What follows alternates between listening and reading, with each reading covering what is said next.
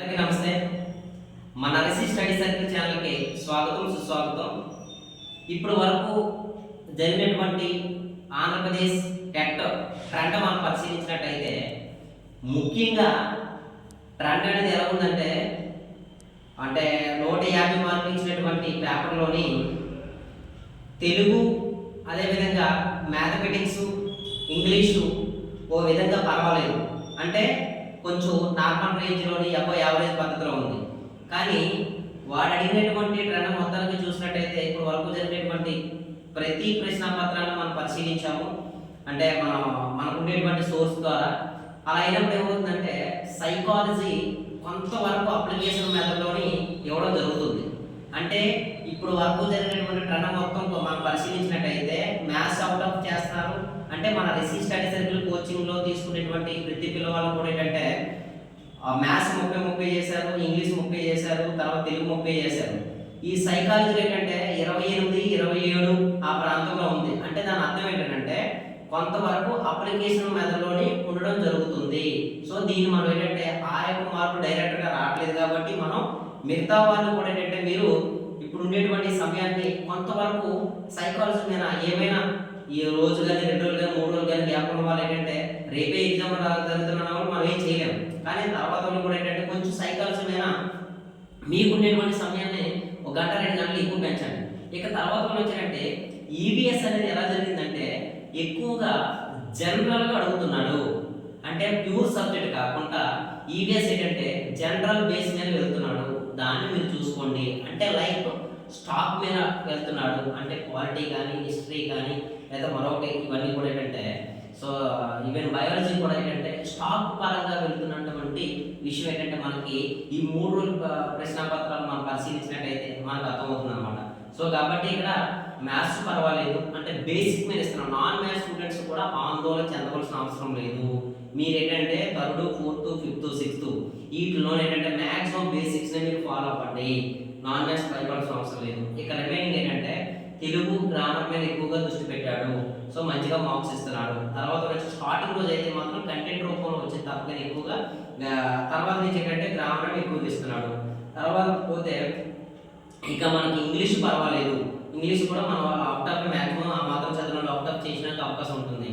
ఇక మీరు ఏంటంటే కొంచెం సైకాలజీ మీద ఓవరాల్గా అందరికీ కాదండి, జనరల్గా ఏంటంటే మళ్ళీ ఇన్స్టిట్యూట్లో కోచింగ్ తీసుకొని వాళ్ళు ప్రిపేర్ అవుతున్న వాళ్ళకి కొద్దిగా 1, 2, 3 మార్కులు ఇబ్బంది అయినప్పుడు సో ఓవరాల్గా అందరికీ ఇబ్బంది అవుతుంది కదా. ఆ ఇబ్బంది కూడా మీరు పడకండి. ఎందుకు పడవద్దంటానంటే ఇప్పుడు ఈ టైం 2 రోజులు 3 రోజులు ఉన్న వాళ్ళు ఏంటంటే 1 గంట 2 గంటలు ఎక్స్ట్రా దాన్ని కేటాయించినట్టయితే మీరు ఆ మార్కులు కూడా ఏంటంటే స్కోర్ చేయడానికి అవకాశం ఉంటుంది కదా. అంటే మెటీరియల్ ఏం చదువుతున్నాం అనేది పక్కన పెట్టినట్టయితే ఆ ఇచ్చినటువంటి దాన్ని అప్లికేషన్గా మనం చేయగలుగుతున్నాం లేదా, లేకపోతే మనం చదువుతున్న దాన్ని అప్లికేషన్లో క్రియేట్ చేసుకోగలుగుతున్నాం లేదా, దీని మీద మీరు దృష్టి పెట్టండి అని చెప్తున్నాను అనమాట. ఎనీవే ఏదేమైనప్పుడు కూడా ఏంటంటే ఇప్పుడు ఉండేటువంటి ట్రాక్ అనుకూలంగా ఏంటంటే ఎవరు కూడా ఆందోళన చెందవలసిన అవసరం లేదు. అంటే మీరు ఈ రోజు రాసిన పేపర్ ఏంటంటే రేపు ఎల్లుండి ఎగ్జామ్ ఉంటే పేపర్ ఎలా వచ్చింది ఇలాంటి ఆందోళన ఏమన్నా అవసరం లేదు. ఎలా వచ్చినా నీ పేపర్ బాగా వస్తుంది, నువ్వు బాగా చదువు, నువ్వు బాగా ప్రజెంటేషన్ చేయగలవు, ఇంకంతే, నథింగ్. పక్కన సరిగా రాయకపోతే వాడు ఎలా రాసాయో నువ్వు వాడటం ఏంటి నాకు అర్థం అవుతుంది. వాడు సరిగా చదవలేదు బాగా రాయడు, నువ్వు సరిగా రాస్తున్నావు చదివేగలవు, నువ్వు బాగా రాయగలవు.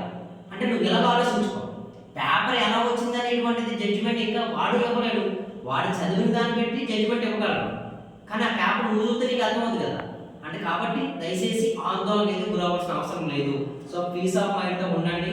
ఇప్పుడు జరిగేటువంటి ఇంకా కాబోయేటువంటి ఎవరైతే ఉన్నారో వాళ్ళ ఆరోగ్యాన్ని మీరు కాపాడుకుంటూ సరైన సమయాన్ని పడుకుంటూ మీరు నిద్రపోతూ ఈ ఉండేటువంటి సమయాన్ని బాగా యూటిలైజ్ చేసుకోగలిగితే మ్యాక్సిమం ప్రతి ఒక్కరు కూడా ఏంటంటే 125, 130, 135 కూడా ఏంటంటే తెచ్చుకోవడానికి అయితే మాత్రం పుస్తకాలకు అవకాశం ఉంది. పేపర్ ట్రాండ్ పెట్టి అర్థమవుతుంది, ఎటువంటి ఆందోళన చెందవలసిన అవసరం లేదు. అదేవిధంగా ఏంటంటే మన రిసి స్టడీ సర్కిల్ నర్సీపట్నంలోని రేపు ఈ నెల 18వ తారీఖున 18/10/2024న మన నూతన బ్యాచ్ అనేది ఏమవుతుందంటే ప్రారంభించడం జరుగుతుంది. సో స్టేట్ ఫేమ్ ఫ్యాకల్టీలో మొత్తం అంతా కూడా ఏంటంటే మీరు ఎంక్వైరీ చేసి డెమో క్లాస్కి కూడా మీరు జాయిన్ అవ్వచ్చు. హాస్టల్ స్పెషలిటీస్ సపరేట్గా ఉంది, బాయ్స్ హాస్టల్ వేరే ఉంటుంది, గర్ల్స్ హాస్టల్ ఏంటంటే వేరే ఉంటుంది. రాత్రి 9 గంటల వరకు కూడా ఇప్పుడు కూడా నేను వీడియో రికార్డ్ చేస్తున్నప్పుడు కూడా కింద ఫ్లోర్లోనే మన పిల్లలందరూ కూడా చదువుతున్నారు. ఇక్కడి నుంచి మనం టెట్ ఎగ్జామ్ పంపిస్తున్నాం. అంటే మీకు ప్రతిరోజు ఎగ్జామ్ జరుగుతుంది, వీక్లీ టెస్ట్ జరుగుతుంది, గ్రాండ్ టెస్ట్ జరుగుతుంది. అప్ టు ఎగ్జామ్ అయ్యేంత డిఎస్సి ఎగ్జామ్ అయ్యేంత వరకు కూడా ఏంటంటే మీరు ఫ్రీగానే రీడింగ్ రూమ్ ఉపయోగించుకోవచ్చు, లైబ్రరీని ఉపయోగించుకోవచ్చు. సో దయచేసి మరొకసారి చెప్తున్నాను, టెట్ అయిపోయిన ప్రతి ఒక్కరు కూడా ఏంటంటే రేపు 18వ తారీఖున బ్యాచ్ రిసీ స్టడీ సర్కిల్ నర్సీపట్నంలో మనం ఏర్పాటు చేయడం జరుగుతుంది. నా నెంబర్ కాంటాక్ట్ నెంబరు 8106450108. మరొక నెంబర్ చెప్తున్నాను 9491907677. ఈ నెంబర్కి మీరు కాల్ చేసి మీరు రావచ్చు, ఇబ్బంది ఏమీ లేదు. థ్యాంక్ యూ, ధన్యవాదాలు.